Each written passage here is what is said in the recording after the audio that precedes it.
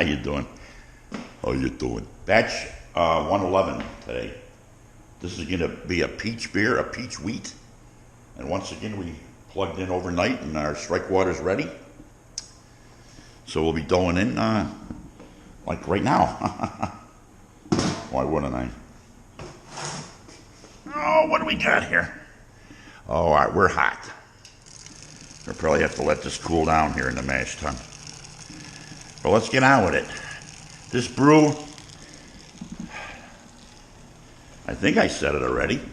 The name of this brew, holy cow, I'm going to get dizzy here. It's a peach wheat. We call this one, and it's going to have mint in it. Why wouldn't I? A little bit of mint. It's called Peachmint 2.0. Okay, our strike water a little hot this morning. We coming in too hot.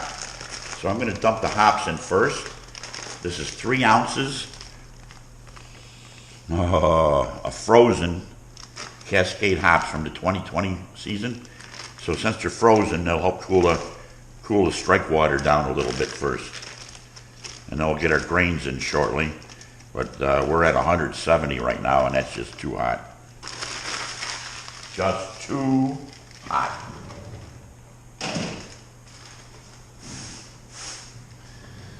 So we'll just take our time here and stir these in, let it cool. Oh, that is hot.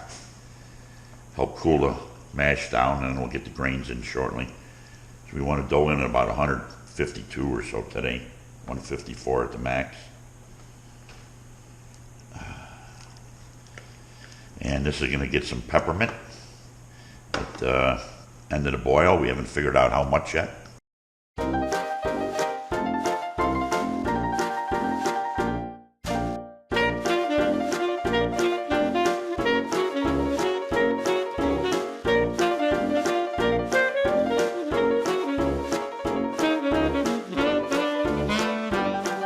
So we put 3 ounces of Cascade hops in here, like I say, and then in the boil we're going to add, we'll weigh it out on the mint. So there'll be a little mint in this stir through.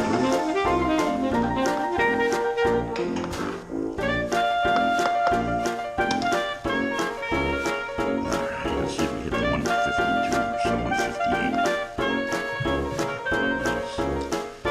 We're right on money here.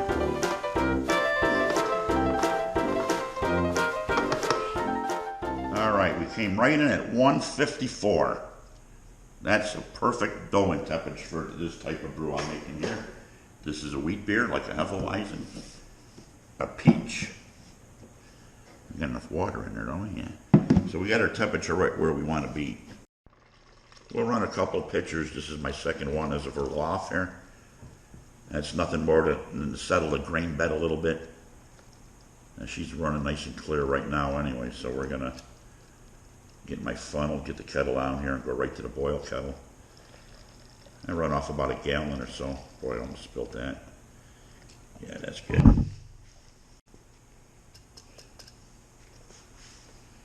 That's good. And we'll take the rest of it. We pour it back in here. You've seen this done a million times, I guess. So we're not even going to bother. All right, we did a Verloff. Our mashing temperature was 154. She held at 152 throughout. These are 3 ounces of Cascade hops on top. And we're going to the boil kettle here for a beautiful brew coming up here once we get to the boil stage. Our next addition of hops are going to be Willamette. We let the wife choose on that one this time. And we're going to be putting a little bit of peppermint in. At the end here, we haven't decided how much. We'll weigh that out into a muslin bag. And we don't want to overdo that, that's for sure. That can be pretty tricky. Never did it before, but we're going to try it. All right, on the Brew 111, we gathered 11 gallons, or I'm sorry, 7 gallons of wort in the boil kettle. We just got the flame started now. And we did a pre-boil reading, came in at 1040 with less grains than we're used to using. We're trying to improve our mash efficiency here. We treated the water. We took it down to like 5.6 on the pH level, We got some metabisulfate in there to kill the chloramines. That's a Camden tablet, if you don't know. And we let the water set out overnight on top of that to help remove any chlorines. But the Camden tablet takes care of a lot of that.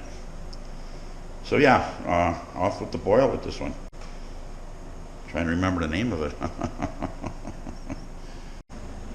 All right, we just hit the hot break here on the Peachmint brew.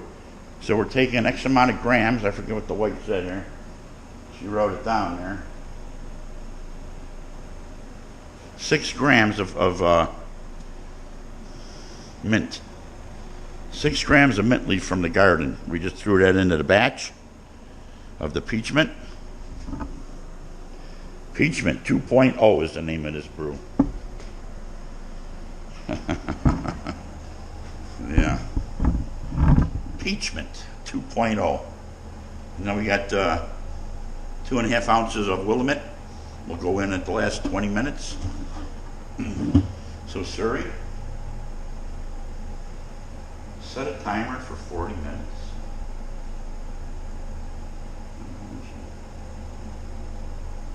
Hey Surrey, set a timer for 40 minutes. 40 minutes, counting down. 40 minutes and counting down. I just had a leak on my pail here. You can see the rug got soaking wet. The valve, the gasket was crushed too much. And when you tighten those type of valves, I forget what those are called there, they crush the gasket and you'll get a leak. And I looked over here and I got a lot of sanitizer washing out. I'll let it clean the floor and clean the rug for me. So here's the, we're going to be using T58 yeast today. And Oregon puree, peach. I believe it's 1 ounce, or 3 pounds, 1 ounce. So that's what'll be making up our peachy brew today. On the Peachmint 2.0, our last addition of hops are Willamette, 2.5 ounces. They're in.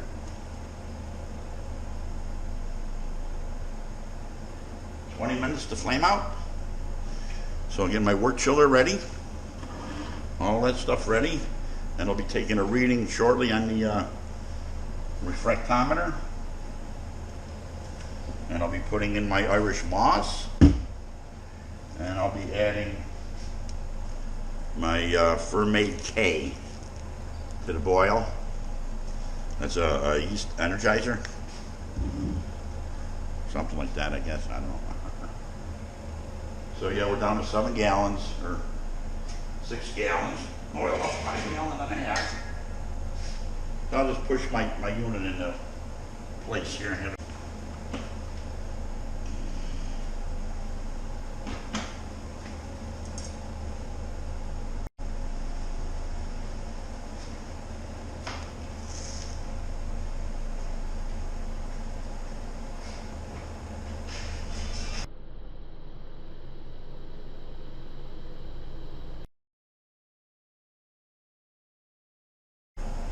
Last 15 minutes, we're going to throw some Irish moss into the brew.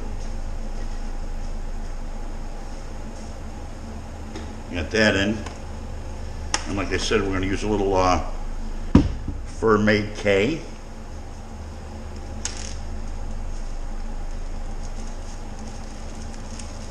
I wish I would have brought a spoon for this, so I don't want to put that over the thing. She's gonna. She's still going to boil. You know what? I'm just going to use my hands. I'm going to measure a little bit out in my hand here. This way it won't steam up. About a spoonful I put in. So that's in. That'll help it ferment. That's a good thing to do. So we got that done. I just got to wash my hands, and Gotta go in the house, get the yeast. I see the wife didn't bring the yeast out. That'll flame out. So, time to get the work chiller in and chilling.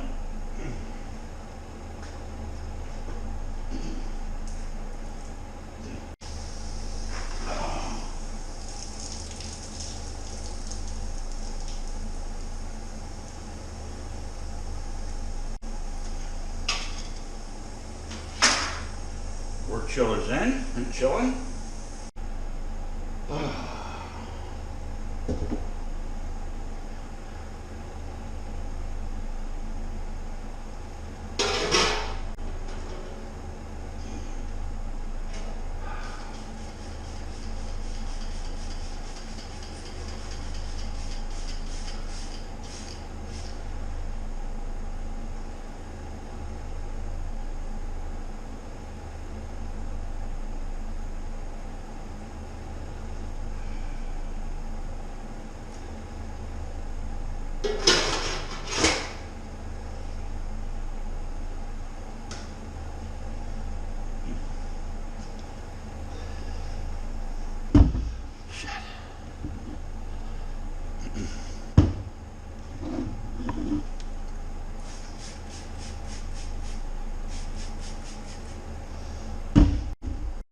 Brew 11, or 111 is in the fermenter.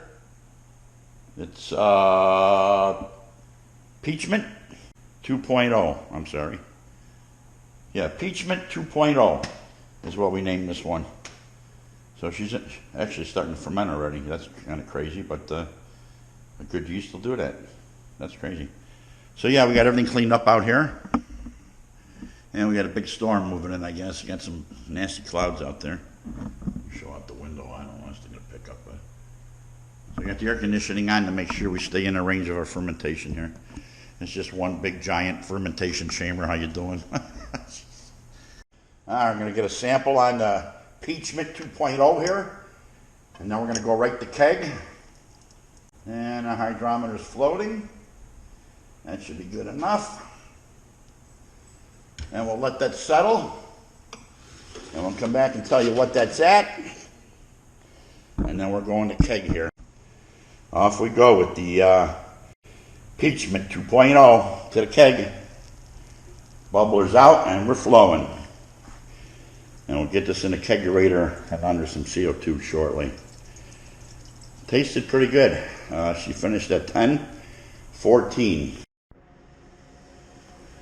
Okay, we're going to burp the air out of the top of the keg here. This is about the third time I did that. And we're going to carbonate this at a slow carbonation level of about 10 pounds, maybe 12 per square inch. Last time we were up at 38 for a quick carb. I forgot to turn it down. And my last batch was my lemon blast. Was a little bit overcarbonated. So we're going to let this carbonate nicely here. That's about enough. I got to burp out of there. We'll switch hoses here in a minute.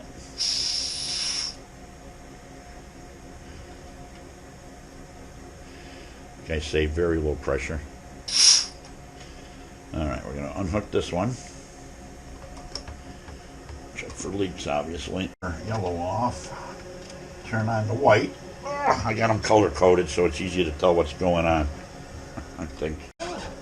So I'm going to wrestle this into place here very carefully without shaking it up anymore. And like I say, we're going to deliver it with the white line here. I'll put it in place. I see my white line sitting out here. I got the white. Yeah, the white valve is on. I put a keg in here once and I thought I was carbonating it. I got a manifold in there with 3 different lines, and I was pressurizing the wrong line, and lo and behold, it never carbonated. We waited a week, and she was not done. That was funny. So there, we got our white line on there. I'm not gonna move everything out of the way here. But here's my clean line. We clean the keg line every time we run out. We clean it instantly. Make sure she's ready to go for the next keg. So we'll just rock that back into place. Hang this up there temporarily. Make sure I got the right thing on again. If the camera's picking that up, but there's the tapes are on there. Red, yellow, and white. So yeah, we're on white. And we'll burp it one more time. And now we're going to let her sit under the low carbonation pressure. Let's see what that is.